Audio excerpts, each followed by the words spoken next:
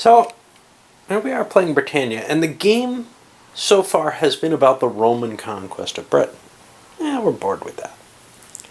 At this point, we're at the Roman retrenchment, falling back, trying to defend what they have.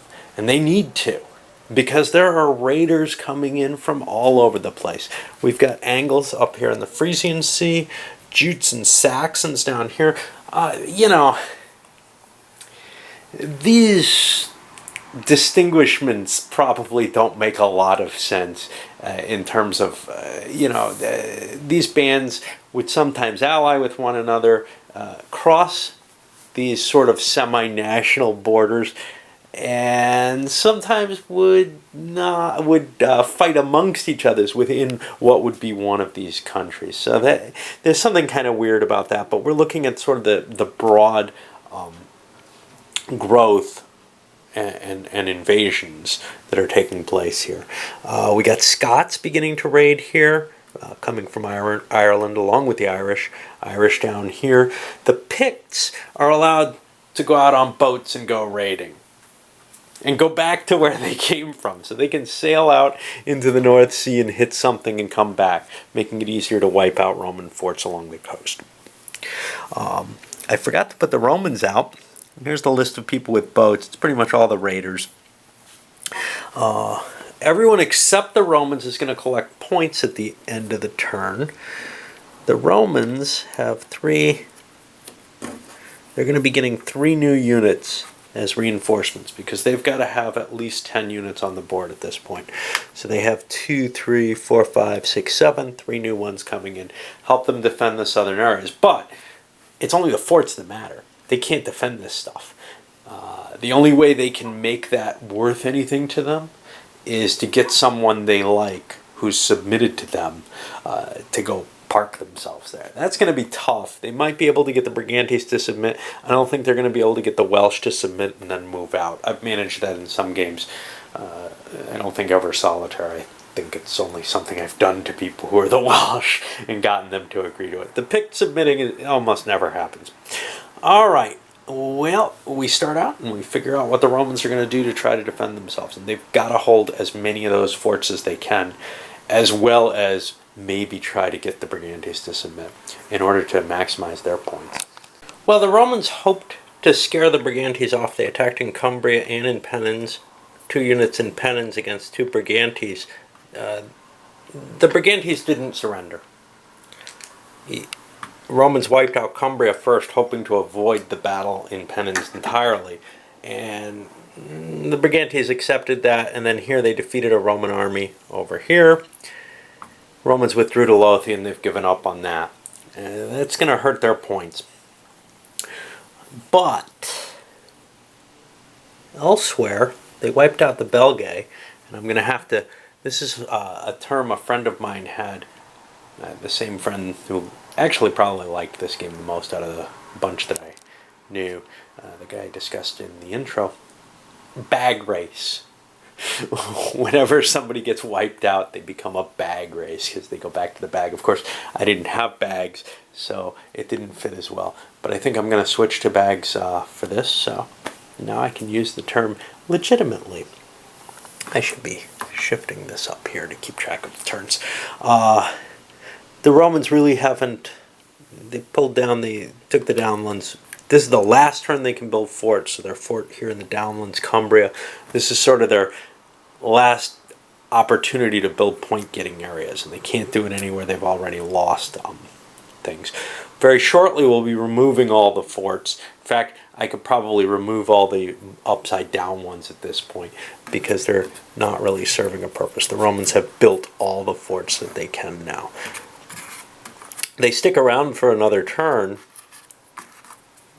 but they can't do any of these forts. And, I don't know, I guess we go on to the next power, which is going to be the Belgae. They don't exist anymore, so now we skip down to the Welsh. Alright, so after the conflict of this 4th turn, we can see the Brigantes spread out, grabbed some territory. The Welsh beat up a Roman fort here. The Irish have landed here. Actually, this was a Saxon attack. They picked up some points. I forgot to score some points there. Let's see, a Roman army is worth 3 to red. That'll go back over here. And the Angles get 3 points for whacking a fort that I didn't give them yet. The Picts made an attack here, fell back, and then the Caledonians moved in. The Picts are in a lot of trouble. They're down to 1 piece. They could get bagged very easily. They've got to be very careful at this point. And that's often the case. Not that they're this low. I was a little too aggressive with them, and especially when blue seems to be doing well. We have some landings of some of the invaders, other than the Irish. And the Scots up here too. The Romans will leave them alone, so that's kind of cool for them. This could be very good for the Scots. Weak Picts is something the Scots really love because they can then dominate southern Scotland. Taking the Caledonians out, usually you can't take them out completely. And sometimes the Norsemen finish them off. We have Angles who landed in the swamp. They attacked up here too, trying to get a cheap, some extra points. Get some more raiders here. The Saxons returned. They don't all want to get their points. Let's take a look at how points are scored though. Well, we'll do them color by color. Alright, green is kind of complex, so I'll do all those, and then I'll skip and come back and show you what happened. So green's got the Jutes here. We look at turn 4, and we see, wow, they really wanted Kent, but that was well defended, so they didn't take it. Essex, Sussex, and Wessex, those are worth 2 points each, so I've got 2 points. And now, it's important that these are scored at the end of the turn rather than on player turns. Some scores come in player turns. The fact that these are at the end mean that the people who went last, in this case the Angles, the blue player has this advantage. Angles and Normans go last. They get to kind of slip in and take things and get some good odds attacks and drive people out of areas that they want it. So that's a real advantage in the game. Anyway, I'm at 2. What about these? Caithness, Hebrides, Orkneys, they have all 3 of those. Dalridia, Moray, Skye, they get another point. So that's 7 more points. That puts me to 11. And now the Welsh. 12, 13, 14, 15, 16, 17 and a half. So I get 17 and a half points for green. That puts them to 24 and a half.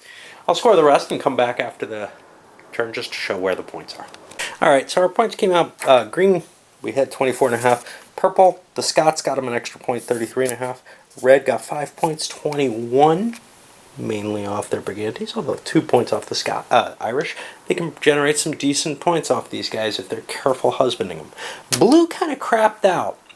Going for those forts was a bad idea on a victory point turn. They could have gotten 3 points by dropping someone into York, another couple points in North Mercia. This was a mistake, a serious mistake. They ended up only grabbing 2 points for Lindsay, which they definitely wanted, but on the negative side, once they land places and stay, they settle. And with blue in this perceived lead, which may or may not be the case, but that's my experience, and the other players are all saying, and all the players are saying, yeah, well, we have that experience, right? My experience is that blue's in the lead, and so there might be this desire to pop off blue pieces. As we get deeper and deeper into the game, once we get around here, it becomes pretty clear who the contenders for victory are. And this is not usually, again in my experience, a game which is a close game, which is what's really weird because at the WBC championships, from what I understand, they make bids on the powers. But they're very small bids, 3 or 4 points. With what I've seen of the color that I think is the weakest, which is red actually, which is considered one of the stronger powers, it usually falls at least 10 points below everyone, or below the lead. And quite often, you know, you're talking like a 30-point difference between the leader and the others. That may be different in a highly competitive game, although the players that I was with, at least a couple of them would be pretty decent. Okay, starting on the 5th turn of Britannia, we've got some new raiders coming on the board. The Brigantes are going to get a leader on their turn. Leaders appear at the beginning of your turn and disappear at the beginning of your next turn. if they don't die before that. Some people want to kill certain leaders so they get points for it. In this case, the Romans have swept in. They've got enough troops to protect their forts. They actually committed a troop more than their southern forts. They committed a troop down to Huis to attack the Welsh, just to beat up on them because it's easy. But they've committed most of their forces to trying to wipe out the Brigantes. And this isn't just being cruel. They expect the Brigantes to submit here. And chances are the Brigantes will. Rome goes away fairly soon, I think. Next turn, the Romano-British come in and replace them. So this submission doesn't really cost the Brigantes anything except a growth phase. What it does do is give the Romans points for the territories that the Brigantes are sitting in, the limes points. The Romans cannot get these limes points otherwise. So it's somewhat of a problem for them. Alright, well, I can tell you that they're going to submit because they don't want to suffer for no reason. And let's see. I'm going to try to remember where everybody came from. Let me fight this battle out first because I can't withdraw into there. The Welsh want to keep the troop. They don't see a reason to kill to fight the Roman. And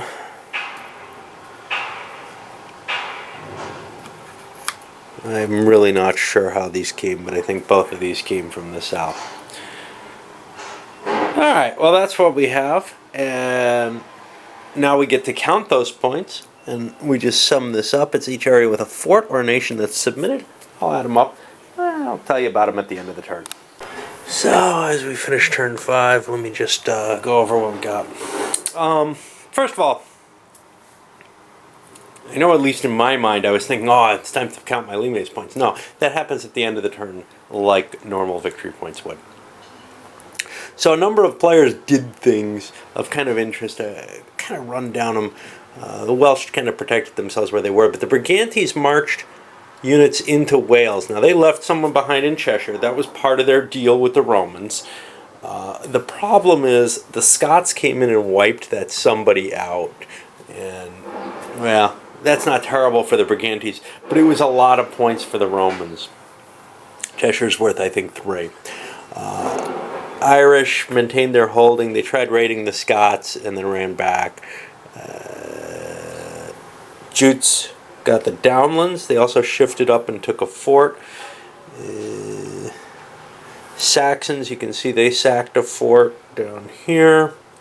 Angles sacked Lothian, and they also repopulated Lindsey, trying to get some population growth. Having raiders is nice and all, but honestly, you want people on the ground if you can sustain them there. Then coming to the points, no, I can't remember what I guess I can do subtraction. That's a magical power.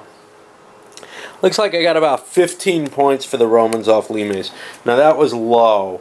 48.5, I usually count low 50s as being my good pace with the Romans. So I think purple is not doing as well as I'm used to. But here's the problem with the game, really, is if you don't know how many points you're supposed to get with a power, it's really tough to approach it. So I know what purple's supposed to be at this point. I'm not so sure with anyone else. Purple I just know because the Romans are sort of this puzzle that you have to figure out and handle. And obviously pushing this hard to the north and ignoring the south is the mistake. Now that's a mistake I think I've seen other people do. This may be the first time I can remember doing it. When I video, I often do things a little differently than I would otherwise, for whatever reason. Other people, well, I've been saying blue's been doing well. I'm not so sure they really are anymore. Red and green seem to be catching up. It's tough for me to tell. And that's often the point, is people look and say, well, who's winning right now? You know, like it's a game of hearts or something, and like these scores are really trackable to where you should be, that everybody should be about the same at any point. These games don't work that way. The History of the World, which is vaguely derived from this, sort of does. But most of the pure Britannia style games, even if they all have their differences too, really what points you have at any given point in the game is not necessarily indicative of whether or not you're going to win. It has got to be taken in comparison to where you're supposed to be. And that requires a great deal of knowledge about the game. Did I score the jutes?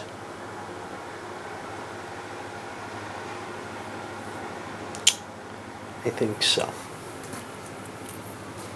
I left the fort on them. Alright, I'm going to load this one up.